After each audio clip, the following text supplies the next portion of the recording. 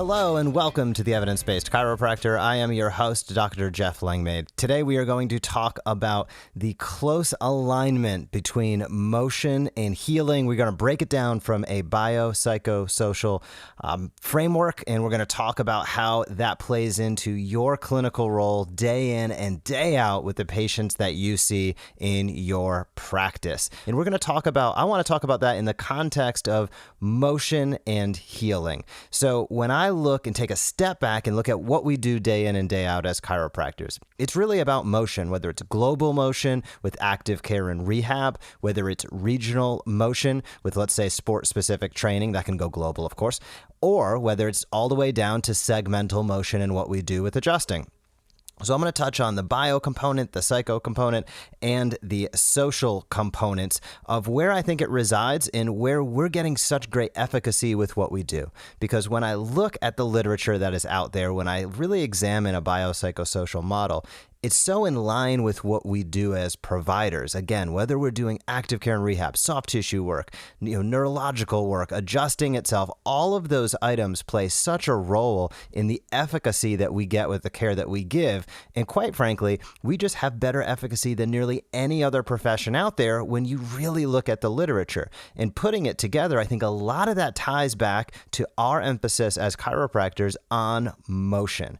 So from a bio component of the biopsychosocial model, I wanted to look at what we do with adjusting and a biomechanical model of that. So, and where does motion and movement play a role? So when we give an adjustment, there are three primary things or items that we are going to address, maybe four. We're going to address the facet, we're going to address the disc, certainly the muscle spindles within, the muscles themselves, the Golgi tendon, and the neurological component. But I'm going to hit those first three pretty hard.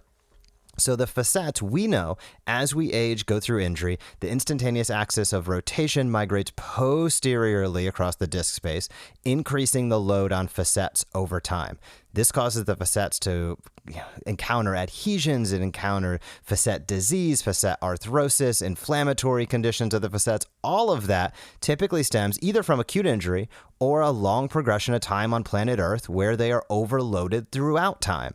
So this is where we, of course, are able to address those facets, get them moving, get the slide better, reduce the adhesions, gap the facets. All of those things, which are so important, takes place with our primary treatment option, a chiropractic adjustment. Additionally, we know the facets are completely loaded with the nerve fibers, mechanoreceptors, and nociceptors. So being able to gate the pain, so to speak, by increasing the mechanoreceptive information with a quick, fast adjustment is a huge advantage in reducing pain. We also talk about the disc, right? We just touched on the fact that the instantaneous axis of rotation migrates posteriorly throughout time. Additionally, in the outer annular fibers of the disc, small nociceptive fibers infiltrate from the end plates throughout time. So we become sensitized to pain as we get older in the disc space. Well, how do we combat that?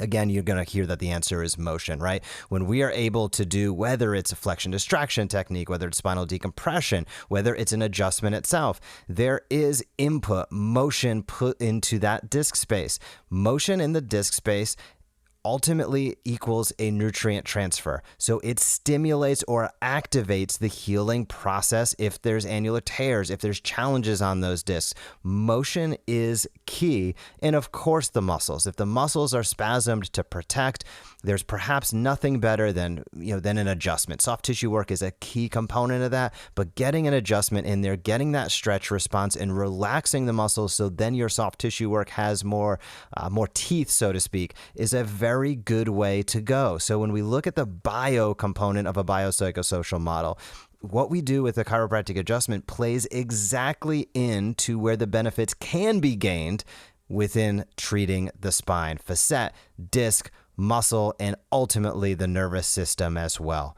when we start to go towards the psych component, I think this is where it's really interesting. And there's a lot of people doing some really interesting things in this realm. Greg Lehman is one that comes immediately to mind for me. If you did not check out the interview I did with Greg earlier this year, I'd encourage you to do so. He certainly is one that is pushing this model forward. He is a great speaker, a funny guy, and super, super knowledgeable. So be sure to check out that interview or catch him when he is traveling to your area for sure.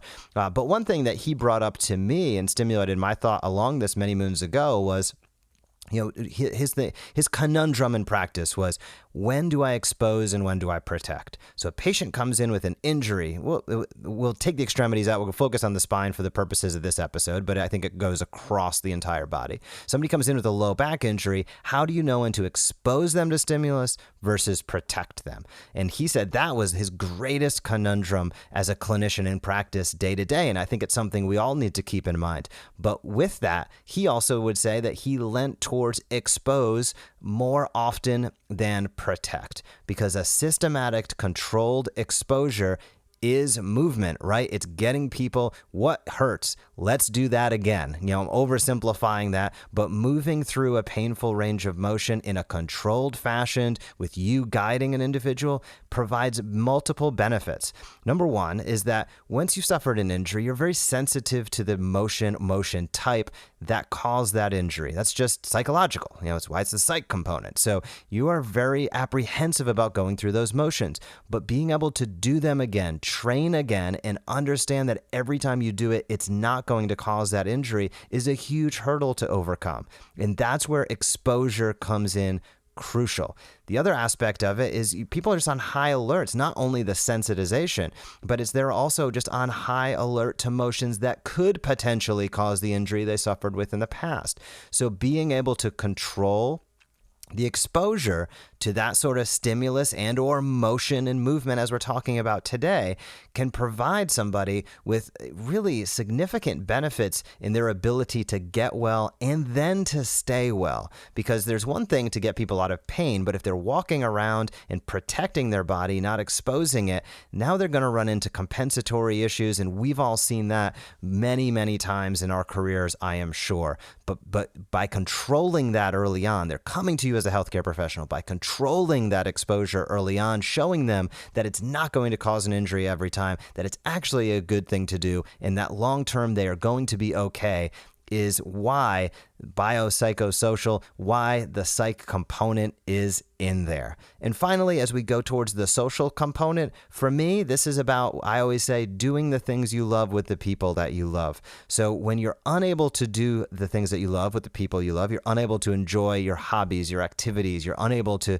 enjoy time with your friends and family, it becomes a struggle mentally. And this, again, all these three things play together, but that can become very depressing. It can become very disheartening for people when they're unable to have the quality of life that they desire. And I'm telling you, if you look at advertising out there from some of the biggest groups, the biggest healthcare companies in the world, what are they talking about? They're talking about lifestyle benefit. That is typically when somebody's life, people will deal with pain, but when their lifestyle starts to drag down, that's when they're looking for options and making the decision to come in to your office, quite frankly, or any other provider that they find that they believe and trust can get them back their quality of life. So from a social component, while the bio component is very, hard science, right? Movement, facets, nervous system, disc. The psych component is the progression, moving through pain.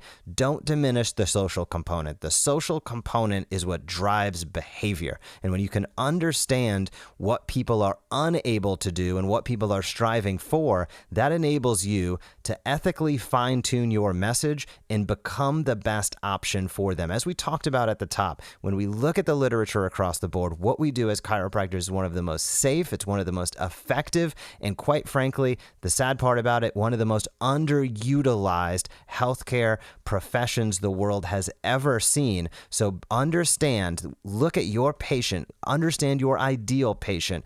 If it's in your practice now, or if you're early in practice and it's your ideal patient as you build and grow your practice, and speak that language. Understand what's holding them back from the things that they love to do. Make sure that is forefront in your ability to communicate. And that can make a huge, huge impact, because the flip side of this, when you're in an active rehab or an active treating capacity, is as people are able to socialize again and do the things they love, they are going to be exceptionally happy. That is going to reduce their re-injury rate. It's also going to help them live more productive lives. And quite frankly, it's going to benefit your practice as they go out and tell all of their friends on the great work that you have done. So those were my thoughts this week on a biopsychosocial model and how movement and chiropractic are so intertwined within that model. If you have any questions, hit me up, Jeff at theevidencebasedchiropractor.com.